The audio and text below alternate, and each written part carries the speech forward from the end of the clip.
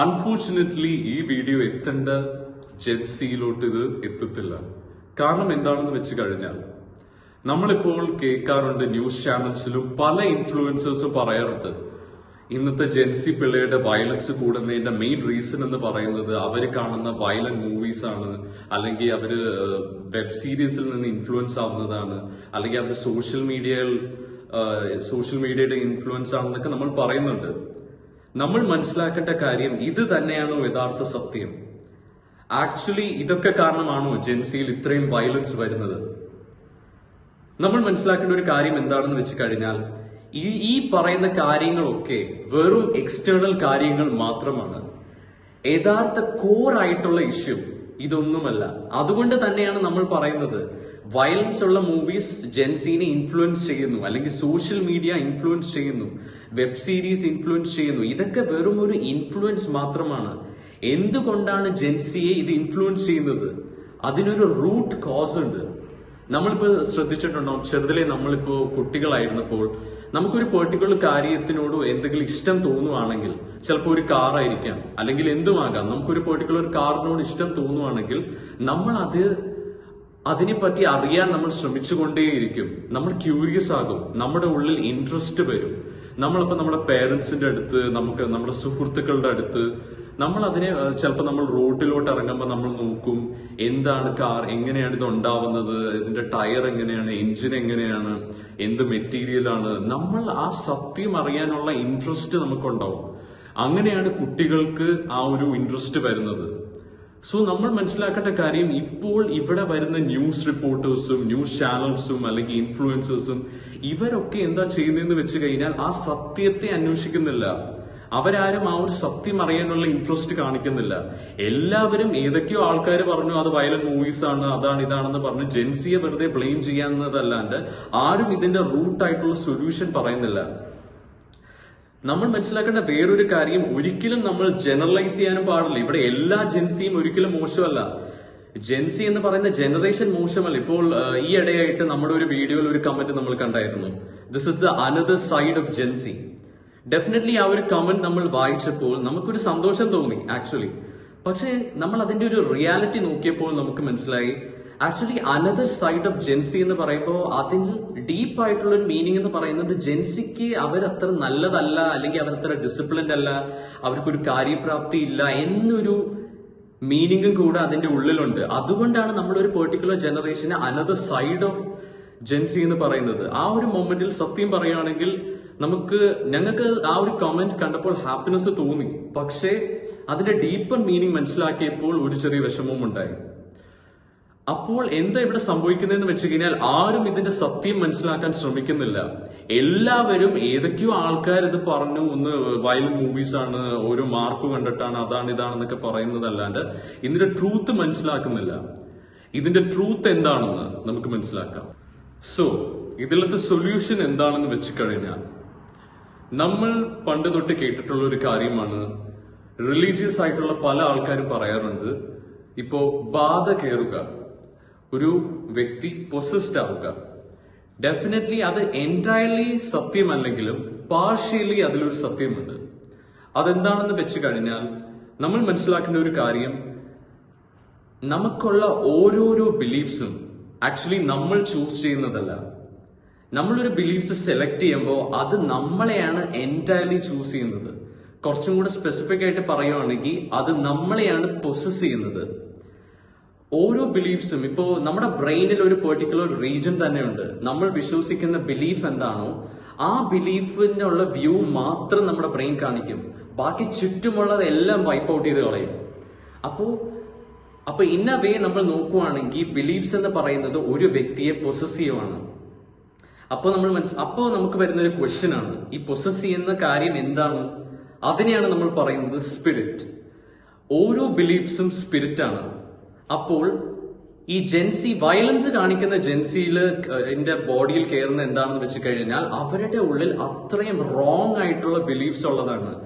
May be അവരുടെ community ആയിരിക്കാം, അവരുടെ ഒരു ഫ്രണ്ട്ഷിപ്സ് ആയിരിക്കാം, അവരുടെ പേരൻസ് ആയിരിക്കാം, അവരുടെ ടീച്ചേഴ്സ് ആയിരിക്കാം. അവർ കണ്ടു വളരുന്ന കാര്യങ്ങൾ എന്ന് പറയുന്നത് അത്രയും ഈ പെർട്ടിക്കുലർ ആയിട്ടുള്ള ആൾക്കാർ, ഈ വയലൻസിലോട്ട് ഇങ്ങനെ ടെൻഡൻസി കാണിക്കുന്നവർ അവർ കണ്ടു വളർന്ന ബിലീഫ്സ് എന്ന് പറയുന്നത് അത്രയും മോശപ്പെട്ട ബിലീഫ്സ് ആയിരിക്കാം. മേ ബി അവർക്ക് നമ്മൾ ഈ പറയുന്നത്, ഞാൻ ഈ വീഡിയോയിൽ ആദ്യം പറഞ്ഞ പോലെ തന്നെ അൺഫോർച്ചുനേറ്റ്ലി അവർ ചിലപ്പോ ഇത് കണ്ടുവെന്ന് വരില്ല. കാരണം എന്താ പറയാ, അവർക്ക് ഫ്രീക്വൻസി എന്താണ്, അവയർനെസ് എന്താണ്, മെന്റൽ ഹെൽത്ത് എന്താണ്, അതേപോലത്തെ കാര്യങ്ങളൊന്നും പ്രോപ്പറായിട്ട് അങ്ങനത്തെ ഏരിയയിലൊന്നും എത്തിക്കുന്നില്ല. പ്രോപ്പറായിട്ട് ഇതിനെപ്പറ്റി സ്റ്റഡി നടത്തി ആൾക്കാർ അത് പ്രോപ്പറായിട്ട് അവരിലോട്ട് എത്തിക്കുന്നില്ല. അതിന്റെ പ്രശ്നങ്ങളാണ് ഇവിടെ കാണുന്നത്. അപ്പൊ നമ്മൾ മനസ്സിലാക്കുന്ന ഒരു കാര്യം, ഇവരുടെ ഉള്ളിൽ അത്രയും റോങ് ആയിട്ടുള്ള ബിലീഫ്സ് എല്ലാം കൂടെ ചേരുമ്പോഴാണ്. ഒരൊറ്റ നല്ല ബിലീഫ് പോലും ഉണ്ടാവില്ല. ഇങ്ങനത്തെ ആൾക്കാരുടെ ബിലീഫ്സ് എന്ന് പറയുന്നത് ഈ ലോകം ഭയങ്കര മോശമാണ്, നമ്മളൊക്കെ സഫർ ചെയ്യാനാണ് ഇവിടെ വന്നിരിക്കുന്നത്, നമ്മളൊക്കെ ഫൈറ്റ് ചെയ്താലേ നമുക്ക് ജയിക്കാൻ പറ്റൂ, നമുക്ക് വേണ്ടി ഒന്നുമില്ല. അവരുടെ ഉള്ളിലുള്ള ആ ഒരു അൺവർത്തിനെസ് അല്ലെങ്കിൽ വാലിഡേഷൻ സീക്കിംഗ് ടെൻഡൻസീസ് എന്ന് പറയുന്നത് അത്രയും വലുതായിരിക്കും. എന്ന് വെച്ചാൽ ഇങ്ങനത്തെ ആൾക്കാർക്ക് ഇവരുടെ ഉള്ളിൽ ഒന്നുമില്ല എന്നൊരു തോന്നലാണ്. അവർ ഈ വേൾഡായിട്ട് ഭയങ്കര അറ്റാച്ച്ഡ് ആണ്. വേൾഡിലെ ഓരോരോ തെറ്റായ തോട്ട്സും ബിലീഫ്സ് ആയിട്ട് അറ്റാച്ച്ഡ് ആണ്. അതുകൊണ്ട് തന്നെ ഇതെല്ലാം കൂടെ അവരെ പൊസസ് ചെയ്യുമ്പോഴാണ് അവർ പോയി ഓരോരോ ഇങ്ങനത്തെ മോശ പ്രവൃത്തികൾ ചെയ്യുന്നത്. അതുകൊണ്ട് തന്നെയാണ് നമ്മളെ പോലത്തെ ആൾക്കാർ ചിലപ്പോൾ നമ്മൾ വീട്ടിൽ നിന്ന് നമ്മൾ ഇതേപോലത്തെ ന്യൂസ് കാണുമ്പോൾ നമുക്ക് തോന്നുമേ ഇതെന്താ, എങ്ങനെ ഇവനൊക്കെ ഇത് ചെയ്യാൻ പറ്റുന്നു, എങ്ങനെയാണ് ഇവരിത് ചെയ്യുന്നത്, നമുക്കത് ചിന്തിക്കാൻ പോലും പറ്റുന്നില്ല. കാരണം നമ്മൾ മനസ്സിലാക്കേണ്ട ഒരു കാര്യം, ആ ഒരു പെർട്ടിക്കുലർ ടൈമിൽ ഇവർ പൊസസ്ഡ് ആണ്. അതുകൊണ്ട് ഇവരുടെ തലയിൽ വേറെ ഒന്നുമില്ല. ആ ബിലീഫ് കംപ്ലീറ്റ്ലി ഇവരെ പൊസസ് ചെയ്തിരിക്കുക. ഇവരൊരാളെ ആക്രമിക്കാൻ പോകുമ്പോൾ ബാക്കിയുള്ള എല്ലാം വൈപ്പ് ഔട്ട് ആവുകയാണ്. ആ ഒരു ഒറ്റ ലക്ഷ്യം മാത്രമേ ഇവർ കാണൂ. ഇവരുടെ ബ്രെയിനിൽ ആ ഒരു പെർട്ടിക്കുലർ റീജൻ, ആ ഒരു ഒറ്റ സൊല്യൂഷൻ മാത്രമേ ഇവർക്ക് കൊടുക്കൂ. പക്ഷെ ഇവർക്ക് സംഭവിക്കുന്ന വേറൊരു കാര്യം എന്താണെന്ന് വെച്ച് കഴിഞ്ഞാൽ, ഡെഫിനറ്റ്ലി ഏതൊരു മനുഷ്യനും എപ്പോഴും ഏതൊരു മനുഷ്യനെ മാറ്റാൻ പറ്റുന്ന ഒരു കാര്യമാണ് സ്നേഹം. ഇവരിപ്പോ എന്താ ചെയ്യുന്നതെന്ന് വെച്ച് കഴിഞ്ഞാൽ, അവരാദ്യം അത് എക്സ്പെക്ട് ചെയ്യും അവരുടെ ടീച്ചേഴ്സിൽ നിന്നോ അല്ലെങ്കിൽ പേരൻസിൽ നിന്നോ കുറച്ചൊരു ഒരു സ്നേഹം അവരെ മനസ്സിലാക്കാൻ. പക്ഷെ എന്താ സംഭവിക്കുന്നതെന്ന് വെച്ച് കഴിഞ്ഞാൽ, ഇവരുടെ ഫ്രീക്വൻസി തെറ്റായതുകൊണ്ട് തന്നെ ഇവർ എത്തുന്ന സിറ്റുവേഷൻസും അതേപോലത്തെ ആയിരിക്കും. അപ്പൊ നമുക്ക് ഫ്രീക്വൻസി എന്താണെന്ന് മനസ്സിലാക്കാം. സോ നമ്മൾ രണ്ടാമത് അവെയർ ആയിരിക്കേണ്ട കാര്യം എന്താണെന്ന് വെച്ച് കഴിഞ്ഞാൽ ഫ്രീക്വൻസി. ഞങ്ങളുടെ പണ്ടത്തെ വീഡിയോസിൽ പറഞ്ഞിട്ടുണ്ട്, ഫ്രീക്വൻസി ഒരിക്കലും ഒരാൾ ഒരു നല്ല പ്രവൃത്തി ചെയ്യുന്നുണ്ടോ എന്നൊന്നും, അതിലൊന്നും ഫ്രീക്വൻസി ഡിപ്പെൻഡ് ചെയ്യുന്നില്ല.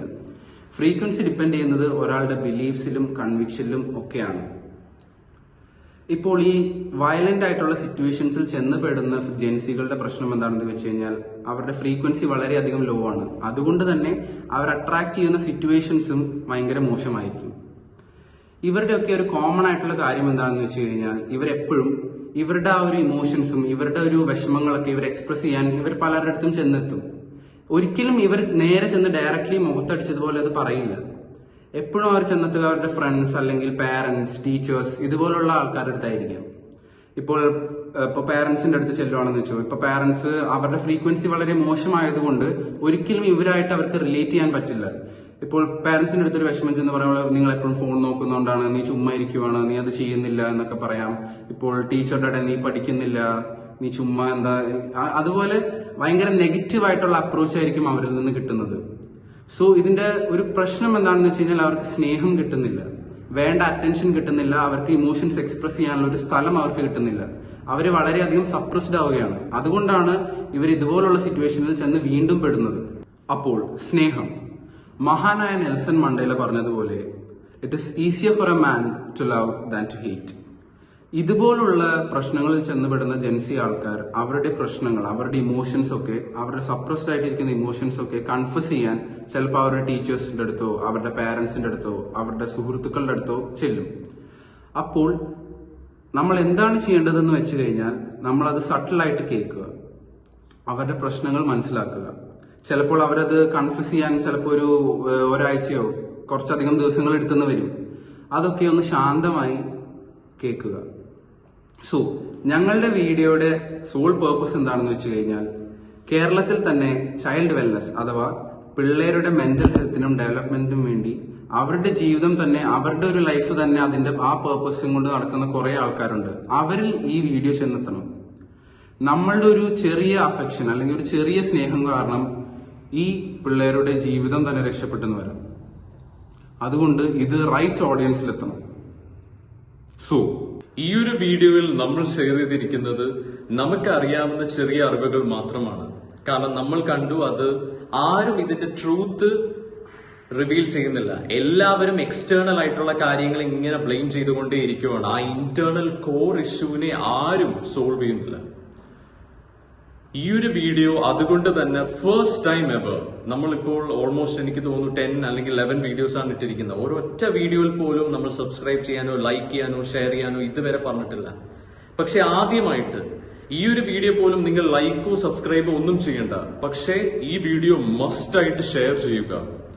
നിങ്ങൾ നിങ്ങളുടെ വാട്സപ്പ് സ്റ്റേറ്റസുകളിലും സ്കൂൾ ഗ്രൂപ്പുകളിലും മസ്റ്റ് ആയിട്ട് ഇത് അയക്കുക. കാരണം ഈ ഒരു ടോപ്പിക് എന്ന് പറയുന്നത് അത്രയും ഇമ്പോർട്ടന്റ് ആണ്. ആരും ഈ ഒരു ടോപ്പിക്കിന്റെ സത്യമായിട്ടുള്ള കാര്യം പറയുന്നില്ല. സോ ഞങ്ങളുടെ ആഗ്രഹം എന്ന് പറയുന്നത് ഈ ഒരു ഞങ്ങൾക്ക് റോ ആയിട്ട് ഫൈൻഡ് ഔട്ട് ചെയ്യാൻ പറ്റിയ കുറച്ച് കാര്യങ്ങളാണ് ഞങ്ങൾ പറയുന്നത്. വേറെ എവിടെയും കേൾക്കാത്ത ഞങ്ങൾ റിസർച്ച് ചെയ്ത് ഞങ്ങൾ കണ്ടുപിടിച്ച കുറച്ച് കാര്യങ്ങൾ. സോ അത് നിങ്ങൾ ഷെയർ ചെയ്യുക. മാക്സിമം കുട്ടികളിൽ ഇത് എത്തുമെന്നാണ് ഞങ്ങൾ പ്രതീക്ഷിക്കുന്നത്. മാക്സിമം ടീച്ചേഴ്സും ഇത് കാണണം, പേരൻസ് ഇത് അറിയണം. So thank you.